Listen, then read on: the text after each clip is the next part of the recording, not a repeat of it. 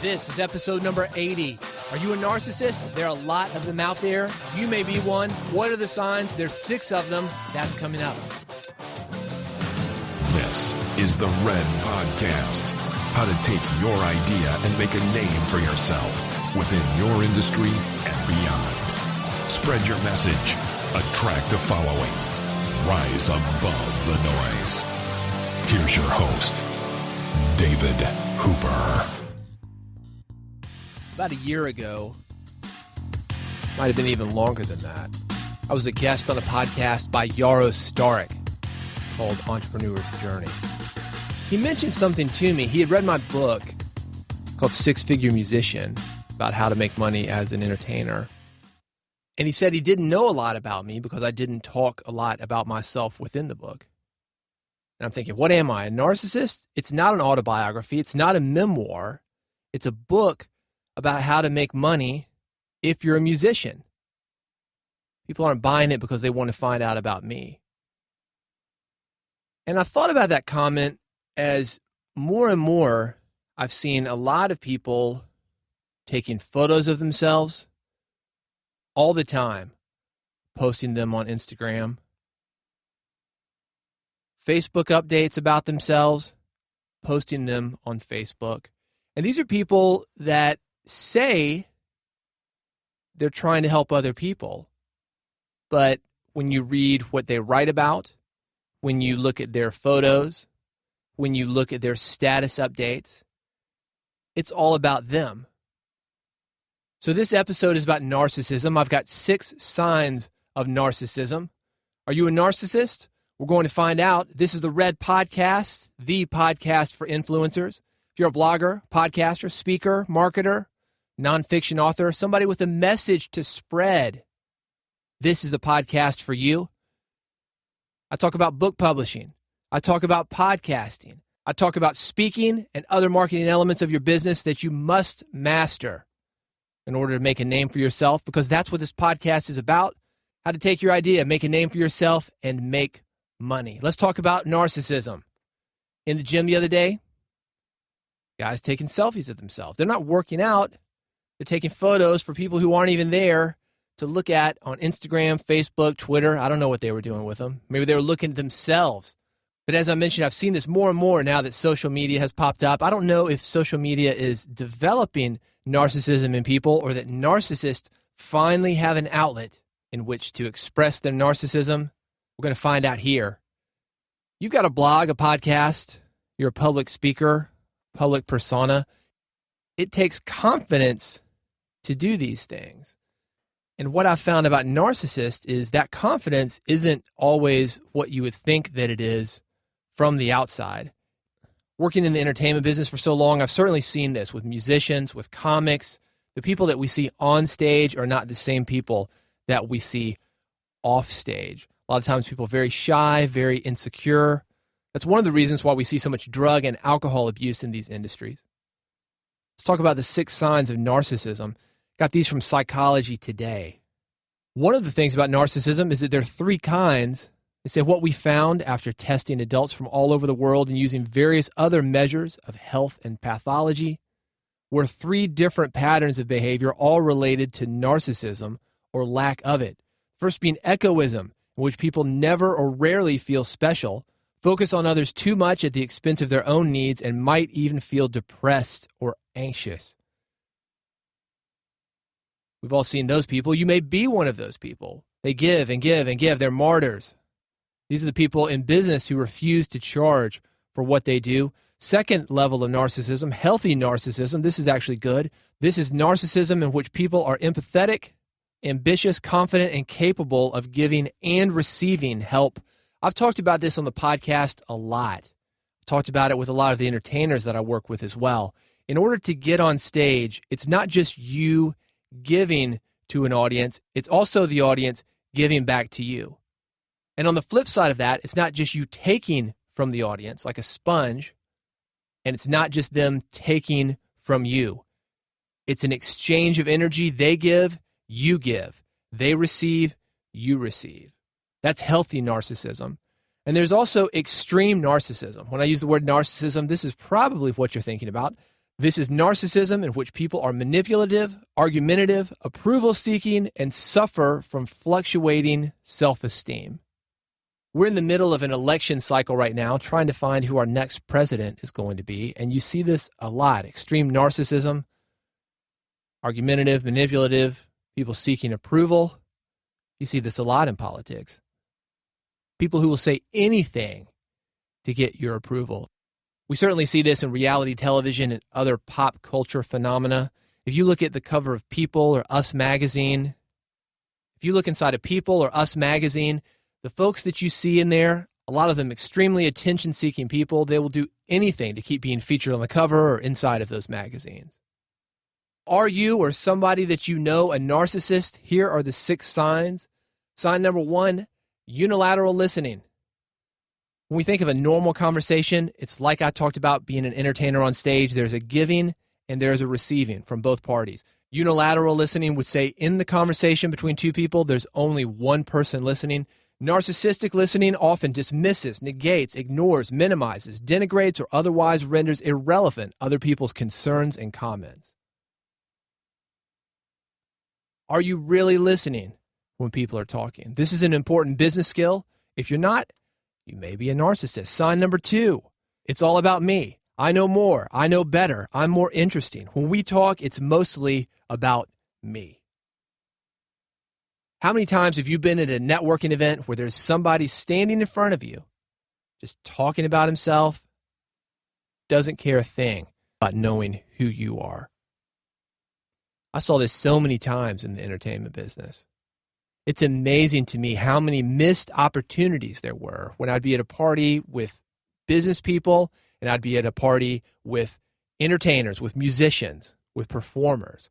As I mentioned, it takes a certain level of ego to get on stage and to do what they do. And I think that's very good. We've got to respect that that's part of it.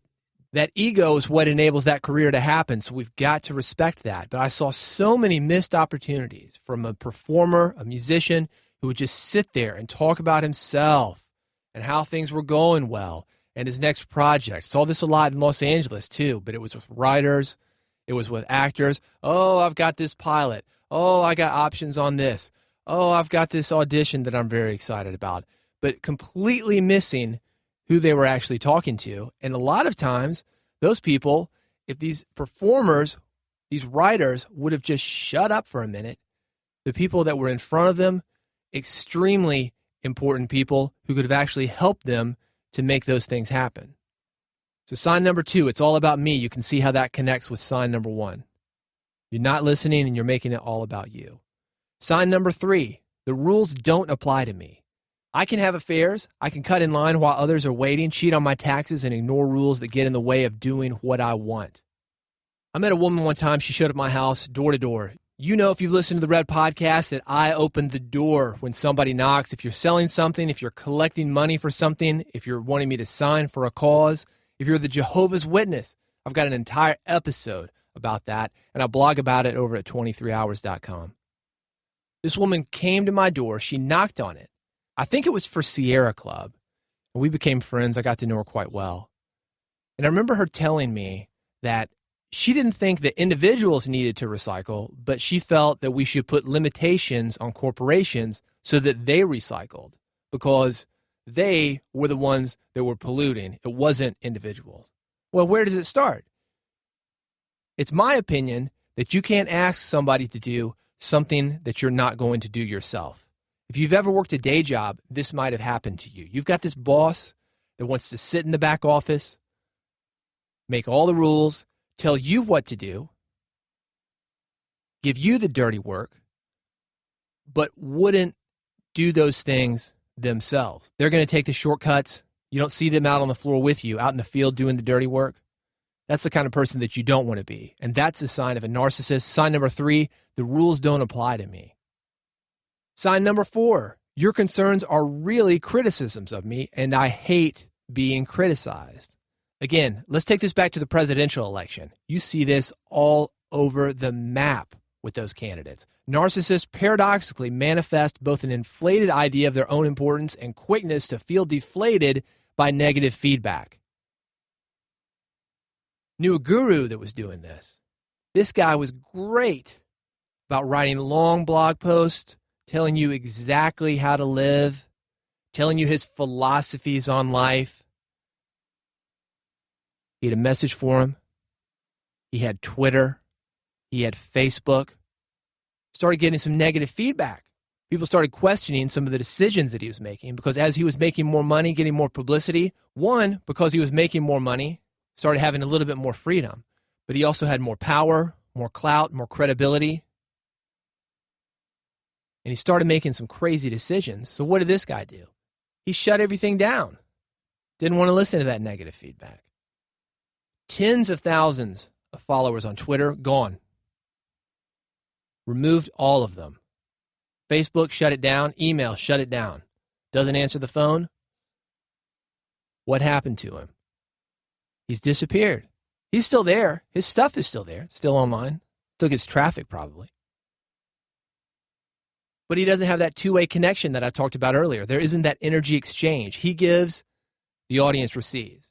The audience gives, he receives. He doesn't have that anymore. He wanted it to be one way because he couldn't handle the feedback. Look, I'm not always right.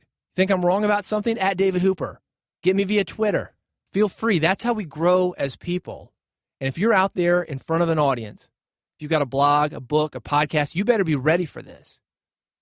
And it can sting. But the good news is that if you are ready for it, and if you do accept it, and I've got entire episodes about how to do that, how to receive feedback.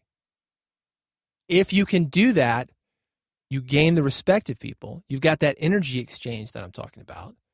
And that's how you grow an audience, spread a message, make more money, and influence people.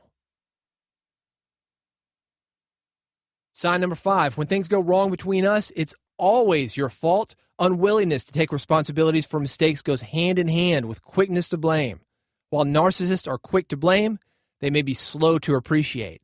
Appreciation and gratitude require listening.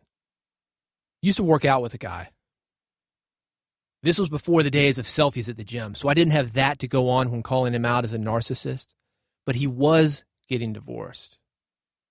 And every single time I saw him, he was complaining about his wife. And this went on for months. He wasn't just getting divorced, he had been divorced. And I worked out at this place for a couple years. And every single time, he was complaining about his wife. No kind of reflection to think, hey, maybe I screwed up too. Maybe I was being a musclehead, working out too much, didn't spend time with her. Maybe I had something to do with this divorce. Nope, didn't want to hear it. So he just complained. And I wasn't going to be the one to tell him. That's not my place. I was in there to work out. Just small talk. I didn't really know him. I'm not going to change a guy like that. And that's why so many people in this position continue to be in this position. Nobody's going to correct them. They got better things to do. They're handling their own business. So if you feel that that applies to you, when things go wrong, it's always somebody else's fault, something to take a look at. Sign number 6, very similar. If I'm angry, it's your fault. Some narcissists show major charm and social agility. At the same time, these seemingly super confident folks can be quick to anger. When they do become inflamed, then they immediately blame their anger on others. It's like the diva straight out of Central Casting. Gets on stage, blames everything on somebody else. Never her fault. Something else made me late. Something outside of me causes poor performance. Wasn't my lack of sleep, drug use, alcohol abuse, not rehearsing. Something else. So think about these things. I think they can creep up on all of us, even if we're not classic narcissists. Sign number 1, unilateral listening. Everybody's doing that at some time of the day. Sign number 2, it's all about me. Sign number 3, the rules don't apply to me. Sign number 4, your concerns are really criticisms of me, and I hate being criticized. Sign number 5, when things go wrong between us, it's always your fault. And sign number 6, if I'm angry, it's your fault. Characteristics of a narcissist: This is why I'm talking about it here on the Red Podcast. 1, they're often found in leadership roles. 2, they make the conversation about themselves, and we have to do that as influencers. Even if the book, the podcast, the blog that you're writing is about other people, you're going to incorporate yourself in that content. Number 3, they drop names. See this a lot via social media. And it's not just names, it's also activities. Oh, I was flying first class. You won't believe the legroom up here and who I'm sitting next to. By the way, I took a picture of him, took a selfie. Feel bad for the little guys. Number 4, victories. See this a lot on social media. Hey, man, just signed a $100,000 client. That was easy, just a 10-minute call. Gave me the credit card number right there. Just spoke to 20,000 people. That was the easiest $30,000 I've ever made. But on the flip side of that, another aspect of narcissists that we'll see is also that they talk about tragedy and failure. I see this all the time in Nashville. I'm in the buckle of the Bible Belt. Got a lot of churches around here. And you see a lot of the born-again Christian types that want to talk about what they call a testimony. They've had tragedy or failure in their life, and they talk about how their lives were so bad and how they've overcome those things. We see that all the time in the guru business. They're not just talking about their victories, they're also talking about the tragedies and failures and, oh my God, this happened to me. I was so down and out. I was living a crazy lifestyle. I was addicted to drugs, shooting up heroin every morning just to get through the day, washing pills down with a bottle of Jack Daniels. But now, thanks to this new discovery that I've invented, I've changed my life, and I can help you change your life too. Happens all the time in the guru influencer business. Number 5, a desire to display high status, nice things. Talked about first-class flights, sitting by famous people. Hey, just got this new watch. Cost me $5,000. Got all the jewels on it. You see that stuff all the time on social media. Should I get the iPhone 6S or should I go for the 6S Plus? That's how it comes across. Not necessarily a bad thing, but if you're doing all of these things, maybe you're a narcissist. Also, lots of friends on social media, but maybe not so many friends in real life. Just a shallow, unilateral relationship. Social media is great for that. You can turn people off if you don't listen to them and just broadcast to them. It doesn't end up social at all. It ends up as a tool for you to broadcast. So are you a narcissist? I'll leave that up to you. Usually, it boils down to this. If you think you're a narcissist, you're probably not. Hey, next episode on Red Podcast, talking about do-overs and redos. As you move forward in your career, the books that you've written, the podcasts that you've released, the blog posts that you've published. You go back and you look at that old stuff, it's maybe not where your current content is, or maybe you've changed as a person and your philosophy is different. What do you do with that old content? Well, that's what I'm talking about on the next episode of Red Podcast. To make sure you don't miss that episode, to make sure you don't miss any episode, you can subscribe online. It's very easy. Go to redpodcast.com. I've got different ways for you to do it. If you've got an Android phone, 1 click. If you've got an iPhone, 1 click. If you listen via the web, 1 click. Go to redpodcast.com. If you've got questions, you've got comments, reach out to me. At David Hooper on Twitter is how to do that. It goes right to me personally. I'll get right back to you. You can also get me via the website, redpodcast.com. Thanks so much for listening. I appreciate you. If I can do anything to help you grow your business, expand your influence, or make more money, let me know. Reach out to me. Redpodcast.com is how to do that. I'll see you next time on the next episode of the Red Podcast. You've been listening to Red Podcast, Real Entrepreneur Development. Subscribe today using iTunes, Stitcher, or via RSS at redpodcast.com.